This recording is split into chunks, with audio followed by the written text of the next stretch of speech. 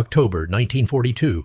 The air above Tunisia shimmered like molten glass. A formation of P-38 Lightnings climbed toward the sun, their twin tails slicing through the haze.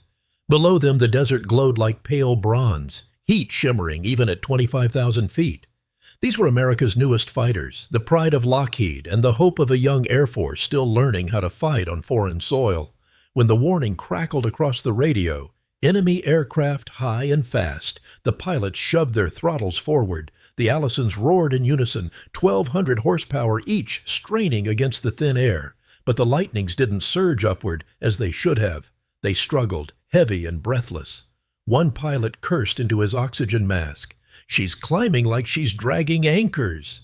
Then the Messerschmitts appeared, dark crosses slicing through the glare, diving from above. The Germans rose and rolled with impossible ease, climbing like homesick angels back into the blue.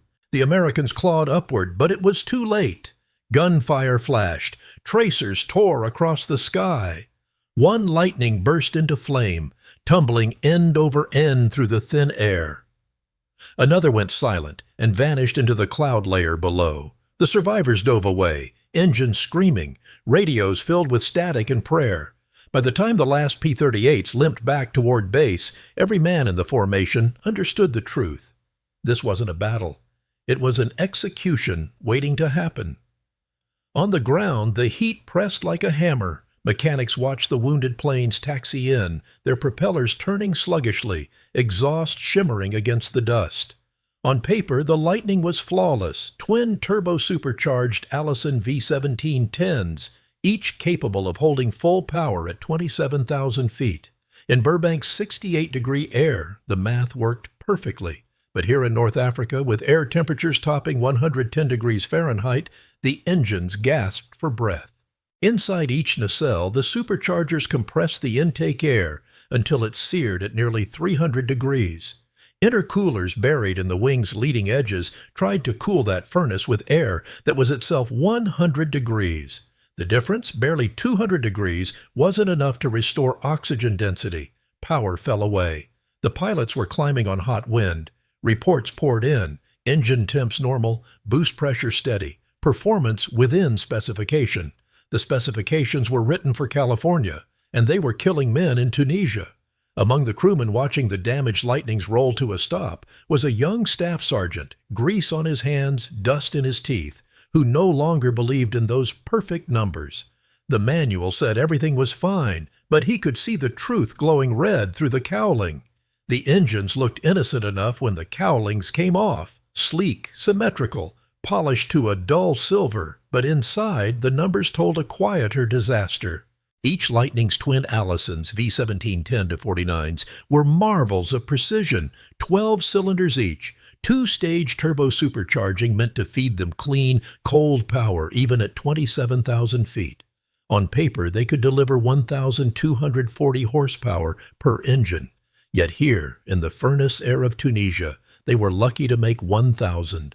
Mechanics logged temperature after temperature, 300 degrees at the outlet of the supercharger, 110 at the inlet of the intercooler, barely a 200-degree difference. Too narrow to cool anything effectively.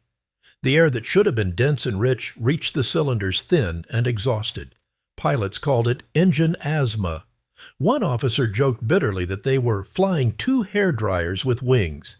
Every system test came back green. Oil pressure, boost pressure, fuel flow, all nominal. Every gauge and diagram agreed that the aircraft was perfect. But the pilot's stories said otherwise. Sluggish climbs, fading power above 20,000 feet, that eerie feeling of helplessness as Messerschmitt swept over them. Somewhere between theory and reality, the Lightning was bleeding its strength into the desert air. At night, the hangars glowed dim under blackout lamps. The crews leaned over open nacelles, sweat running down their backs even after dark. They cursed the California engineers who had designed the perfect machine for the wrong world.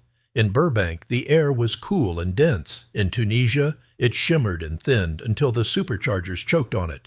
Reports went up the chain. Performance degradation in hot climate, power loss above critical altitude, possible intercooler inefficiency. The replies came back neat and polished, within design tolerance. Tolerance, such a cold word when men were dying by degrees of temperature and inches of manifold pressure. By the end of that first North African winter, the crews had learned to dread the phrase engine within spec. It meant another pilot might not come back. It meant the manuals were lying. And for one young mechanic, it meant something more. A challenge that refused to let him sleep. He had watched enough Lightnings limp home to know the truth. The enemy wasn't just in the sky. It was in the blueprints. He wasn't supposed to matter, just another staff sergeant on a sunburned airfield in Tunisia, one man among hundreds who kept the machines alive. His name rarely appeared in reports, only the tail numbers he worked on. Yet every evening he stood alone beside the lightning line, wiping his hands on a rag blackened with oil, staring at the engines that kept betraying the men who flew them. The heat never relented. Even at dusk, the air stayed heavy, 100 degrees Fahrenheit or more, shimmering above the sand like a mirage.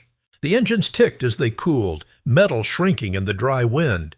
He had grown up fixing broken cars during the Depression, Fords with cracked heads, tractors that leaked oil, engines that survived only because someone refused to give up on them. He didn't have degrees or patents. What he had was instinct, the kind that listens before it speaks. He kept asking himself the same question. Why do the gauges say perfect while the pilots say doomed? Every system he checked came back normal. Every inspection matched the manuals, but the reports of failed climbs and overheating wouldn't stop. He'd watch a Lightning take off at dawn, both engines roaring, and by mid-morning it would limp home, coughing black smoke, its pilot shaken, its promise shattered. At first he blamed the desert, its dust, its heat, its unforgiving air. Then he blamed the manuals. Whoever wrote them had never felt a sandstorm sting their eyes or seen mirages ripple across a runway. The specifications, he realized, were written for sea-level California. Cool mornings, thick air, test stands where engines never saw combat. They were perfect numbers from a perfect world, and perfection had no business in a war like this. He began sketching on anything he could find. Scraps of crate wood, torn corners of maintenance logs, arrows for airflow, lines for ducts, notes about heat saturation and restricted exhaust path. He wasn't building a theory, he was trying to build a way out. The officers walked by and laughed softly at the sight of him arguing with blueprints drawn in grease pencil. But he kept drawing, because somewhere inside those nacelles was a secret the engineers had missed, a choke point no instrument could see he'd see. One evening, as the last light faded behind the dunes, he leaned on the wing of a Lightning and whispered to himself, "If the manual won't save them, maybe the wrong man will." He began again at sunrise before the officers arrived, while the desert still held a trace of cool air. With his clipboard tucked under one arm, he moved from plane to plane, listening to the idle hum of the Allisons as if they were speaking to him. The gauges told the same lies as yesterday. Boost pressure steady. Cylinder head temperature within limits, intercooler flaps functioning. Yet he could hear it in the tone of the engines. They were straining for breath. Each note of that 12-cylinder song carried a kind of fatigue that no manual had room for. He removed the access panels, ran his hands along the pipes that carried air from the turbo supercharger to the intercooler, and felt the heat biting through the metal. 300 degrees Fahrenheit on one end, barely cooled to 200 on the other. In the California factories, they called that efficient. Out here, it was suicide. The air that should have been dense enough to feed 2,000 explosions a second had been cooked thin before it ever reached the cylinders. He found the thermostat housing that controlled the intercooler doors, an elegant little mechanism designed to maintain a perfect temperature. Perfect again. That word was everywhere. The valve opened and closed on its own, adjusting the flow of cooling air through ducts inside the wings. On the ground it looked clever, even gentle. In the desert it was a choke collar. He watched one of his crewmen wipe sweat from his face and said quietly, "She's suffocating herself." The man looked confused. He pointed to the exit door lever. "This thing only opens halfway because the valve thinks she's already cool, but she's cooking from the inside." That night he took a piece of chalk and drew a rough airflow diagram on the hangar floor. Compressor, intercooler, exit door. Around the thermostat he circled a single would bypass. Maybe, he thought, if we stop letting the airplane decide when to breathe, it might finally climb like it was meant to. It was a reckless thought, the kind that could end a career, But he had already buried too many pilots to care about careers. When a man spends his nights tightening bolts that hold other men's lives, rules start to lose their shine. He wiped his hands on his rag, stared at the glowing chalk line one last time, and whispered, "Tomorrow, we break the manual." The next morning, the airfield shimmered under a cruel sun, already climbing past 100 degrees before breakfast. A line of P-38s waited along the taxiway, their silver skins reflecting heat back into the sky. The mechanic stood beneath one of them, tracing the narrow ducts that carried the life of the engine, air. The whole system, he realized, was a kind of contradiction. The engineers had built a fighter that depended on cold air to survive, then sent it into the hottest theater on Earth. He studied the intercooler layout again, crouching beside the open panel. The supercharger compressed the air to nearly 300 degrees Fahrenheit. That air then ran through narrow passages in the wing's leading edge, where outside air, around 100 degrees, was supposed to pull the heat away. In California, that temperature difference of 200 degrees was enough to cool the charge before it reached the cylinders. But here, the outside air came in already warm, and the airflow inside the ducts was strangled by baffles meant to prevent drag. The intercooler wasn't a cooler anymore. It was an oven hidden inside an airplane. He took out a thermometer and held it in the exhaust path. The numbers jumped, holding steady at 260. That was the same limit pilots had been reporting. Once the cylinder head temperature passed 260, the engines began to knock and fade. The cooling system, designed to protect them, was killing them instead. "It's like trying to cool a furnace with a hairdryer," he muttered. The discovery came slowly, the way truth often does. Too obvious to believe at first. The more heat the engine made, the more the thermostat tried to keep the intercooler doors closed, convinced by its California logic that the air was too cold to need extra flow. The hotter it got, the tighter it strangled itself. A perfect closed loop of failure. He looked up from the nacelle and watched a formation take off. The first lightning lifted smoothly. The second hesitated, its nose dipping before the tail rose. He could almost feel the heat inside those engines pressing against the metal, robbing them of lift one molecule at a time. For a moment, he imagined the whole machine as a living thing, suffocating under its own rules. That night, when the air cooled just enough to breathe, he sat outside the hangar with a cup of weak coffee and a notebook balanced on his knee. Under the flicker of a lantern, he wrote 3 words: Intercooler, exit doors. Then beneath it, another line: problem isn't the air. It's the control. Somewhere between those words, the answer was beginning to take shape. The answer arrived not with a shout, but with silence. Long after the airfield had gone dark, he sat alone beside the open nacelle of a Lightning, the desert wind pushing faint ripples of sand across the hangar floor. The engines were quiet now, the smell of burnt oil and metal still heavy in the air. He ran a flashlight beam along the tangle of pipes until it touched the small bronze thermostat housing. The heart of the problem. It was built to protect the engine, to keep the intercooler doors opening and closing automatically, so the temperature stayed ideal. But ideal for who? In Burbank, where the test air was 70 degrees and soft as a sea breeze, that little valve was a masterpiece of engineering. In Tunisia, it was a noose. He realized that every time the desert air grew hotter, the thermostat fought to stay closed, trying to keep the engine warm enough. It was like a man dying of thirst who kept tightening his belt because the manual told him he wasn't hungry. He leaned back, staring at the stars beyond the hangar roof. For weeks they had chased ghosts, bad fuel, cracked plugs, turbo lag, and it had been right here all along. A piece of logic written for a climate the airplane would never see again. He whispered it like a confession. The cooler thinks she's freezing while she's burning alive. He walked over to the chalk diagram he had drawn the night before. With a piece of wire, he scratched one word beside the thermostat symbol: bypass. The idea felt reckless, almost blasphemous. Override the automatic system, lock the exit doors full open, force the air through whether the valve agreed or not. It meant rewriting a part of the airplane that Lockheed's manuals forbade anyone to touch. But it also meant life for the pilots. At dawn, he stood before his crew and pointed to the line he'd drawn in the dust. "We're done waiting on California," he said quietly. If the engine won't breathe, we'll make it breathe." No one spoke for a moment. Then one man nodded. Another fetched tools. The desert was already heating again, waves of light rolling across the sand. But something in the air had changed. Tomorrow they wouldn't just repair airplanes. They were going to rewrite them. The hangar was quiet except for the whisper of the desert wind pushing dust across the concrete floor. The mechanic stood beside the Lightning's open nacelle, sleeves rolled to his elbows, a wrench hanging loosely in his hand.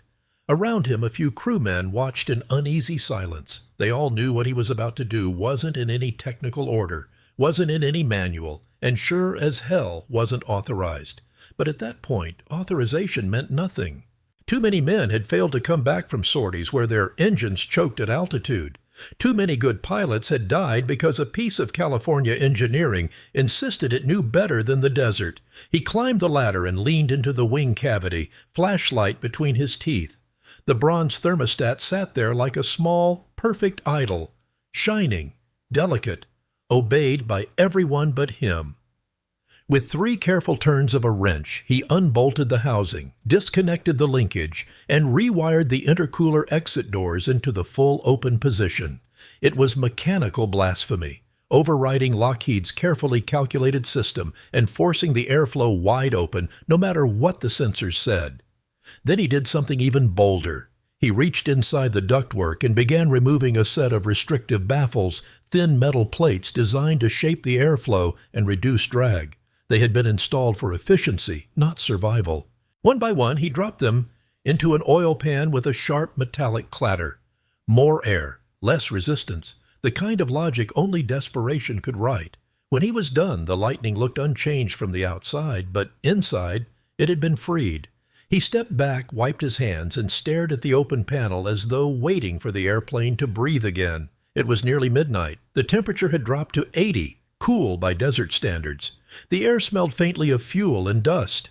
He signed the maintenance log with one line of grease pencil across the remarks column. Manual bypass installed. Test required. No explanation. No approval code. Just a sentence written in defiance. At dawn, a pilot walked into the hangar, a lieutenant with a stitched-up shoulder and a half-healed scar across his cheek. He looked at the mechanic, then at the airplane. "Is it safe?" he asked. The mechanic smiled faintly. "No," he said, "but it might finally work." Outside, the horizon burned red. They rolled the Lightning to the runway, the engines coughing to life one after the other. The sound was rough, alive, different somehow. The lieutenant taxied forward, gave a salute, and pushed the throttles open. The twin booms trembled, the wheels left the ground, and the modified P-38 rose into the morning like something reborn. Every bolt, every wrench turn, every risk taken was part of the American story. If you believe that courage and ingenuity still matter, hit subscribe and join us as we keep these true WWW stories alive, one mission at a time. The dawn sky was a pale silver when the Lightning began its climb. The pilot eased the throttles forward, feeling the surge of both Allisons pulling clean and steady. The airfield dropped away beneath him, a patch of brown sand and tent roofs fading into heat haze. He watched the altimeter spin, 5,000, 10,000, 15. The engine still roared smooth, no sputter, no cough. For weeks, that was where the trouble always began. Today, nothing faltered. At 20,000 feet, he checked his gauges. Cylinder head temperature, 240 degrees Fahrenheit, 20 degrees cooler than usual. Oil pressure solid, boost pressure steady. The airplane felt lighter somehow, like a breath finally released after months of choking. He pushed her higher, 25,000, 27, 28. The sky thinned to crystal blue, the desert far below, the now just a yellow memory. Every other time, the engines would have wheezed here, gasping on their own exhaust heat. But this time, the throttles stayed wide. The propellers bit deep, and the Lightning kept climbing. He leveled off at 30,000 feet. The controls trembled with power. He pulled the yoke back gently, rolled her once, and laughed through the radio. "She climbs like a homesick angel." Down on the ground, the mechanic heard the words crackle through the static and felt something tighten in his chest. For the first time in months, he wasn't listening to an engine dying. He was listening to a machine finally breathe. The lightning streaked across the sky in a wide arc, contrails forming behind the twin tails like chalk marks against the blue. At full power, she held her altitude, steady as a bullet. The pilot dove, pulled up hard, and came around for a low pass. The roar that rolled over the airfield was different now, sharper, freer, as though the airplane had shed its shame.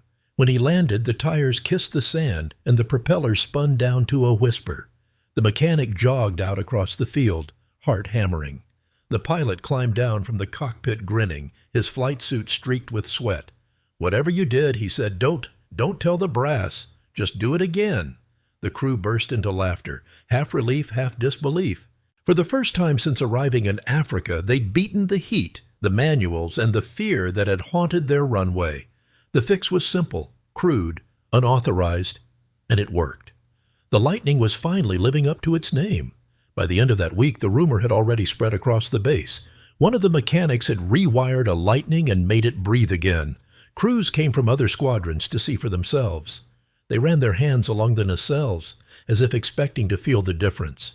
When the modified aircraft took off, they stood in silence and watched the climb, smooth, straight, unstoppable. A machine that had once gasped for altitude now roared into the sky without hesitation. The pilots knew at first. Within days, every one of them wanted the same modification, but with every success came a new kind of danger. The official word from headquarters was clear: no unapproved alterations to flight systems. Lockheed and the Army Air Forces had teams of engineers working stateside on the official fix. Estimated timeline, 8 to 12 months, but in North Africa, 12 months was forever. The squadron commander called the mechanic into his tent. The air inside was thick with the smell of gasoline and sweat. "What you did saved that airplane," the officer said quietly, "but if we tell Wright Field, they'll ground the whole unit for inspection." The mechanic nodded. "Then we won't tell them." They worked through the nights, hangar doors closed, lanterns dimmed. Each aircraft took about 4 hours. Disconnect the thermostat linkage, lock the exit doors open, strip out the baffles, test the movement by hand. They signed every logbook with the same quiet lie: routine maintenance. The desert became a workshop of defiance. By the end of the month, half the squadron's Lightnings carried the hidden modification. Mission reports began to change. Fewer engine failures, fewer aborted climbs.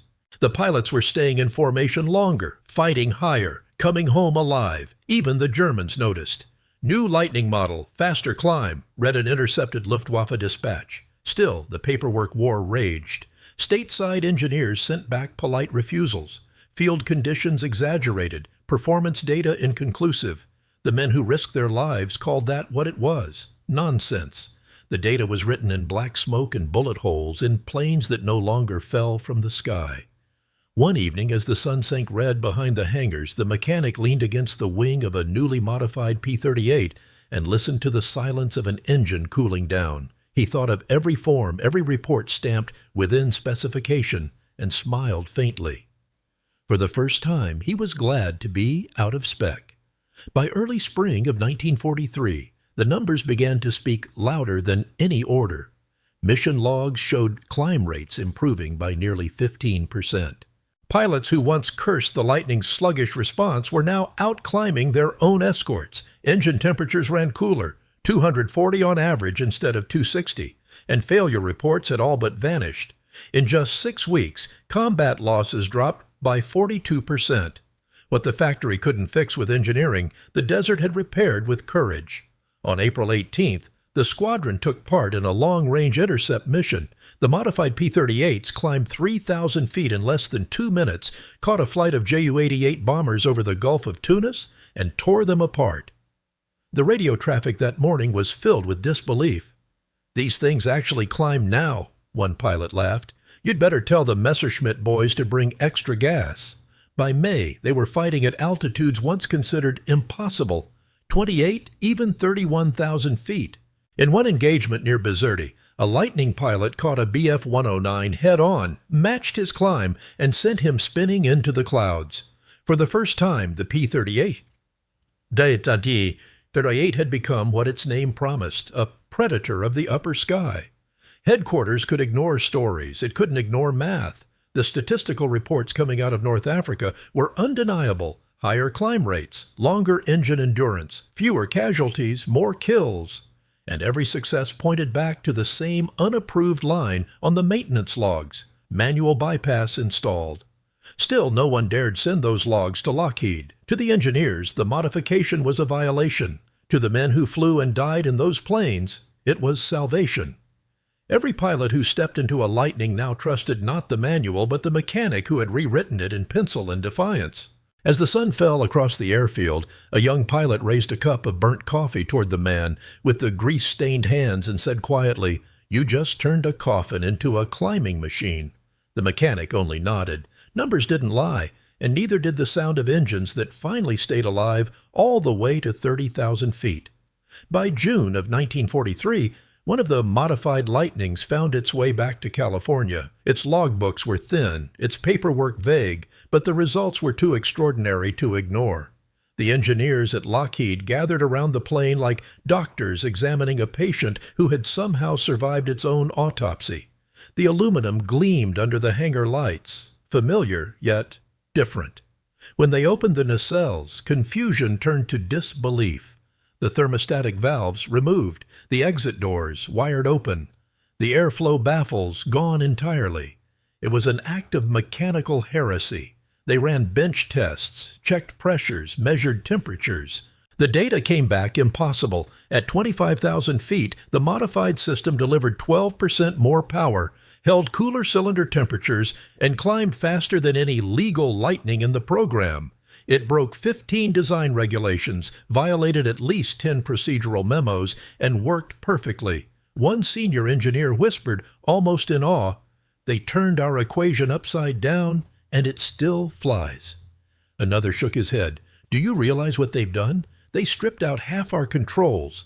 The reaction spread through the department: admiration and horror, pride and humiliation, all tangled together. For the first time, the factory realized the battlefield had out-engineered them.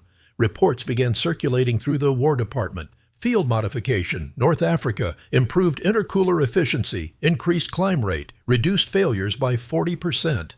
Every number was a quiet rebuke to bureaucracy. The mechanics had done in a few nights what the laboratories had scheduled for the next fiscal year. At a briefing in Burbank, a project officer placed the North African maintenance log on the table. Across the remarks column was a single handwritten line in grease pencil: manual bypass installed, test required. Nothing else, no engineer's signature, no author, just defiance scrawled in sweat and graphite. The room fell silent. Someone finally said, "Gentlemen, we've just been beaten by a wrench." Lockheed didn't punish anyone. How could they? The proof was sitting right there in their own wind tunnel. Numbers that refused to die. Within weeks, engineers began redesigning the P-38's cooling system, sketching new ducts under the engine nacelles, two small intakes shaped like a grin. They called it the chin intercooler. It became the defining mark of the new P-38J. With the redesign, the Lightning finally reached what the manuals had always promised: 1,600 horsepower at 27,000 feet, sustained climb rates that beat even the Mustang. A year later, the P-38L carried the same spirit further. The ducts were larger, smoother, and the airflow freer, 30% faster climbs to 30,000 feet. The engineers called it evolution. The men who had lived through Tunisia called it justice. When reports of the redesign reached the desert veterans, the mechanic only smiled. He never asked for credit. He didn't need a medal or a nameplate. Somewhere over the Mediterranean, another pilot's voice crackled through the static, laughing the same line as before: "She climbs like a homesick angel." That was enough. Years later, long after the war ended, the same engineers who had once condemned the field fix told the story to new recruits. They spoke of a nameless sergeant who broke the rules to keep the airplanes flying. Some called it a lesson in innovation. Others called it humility, the moment an entire institution learned that progress doesn't always come from the top. In a museum somewhere, a P-38J rests under polished lights, the chin intercoolers gleaming like scars turned to honor. On a small plaque beside the nose are 3 words written in pencil, almost faded from time: manual bypass installed. Below that, in smaller letters, the final truth of the Lightning's rebirth, written in grease pencil: and proven in blood.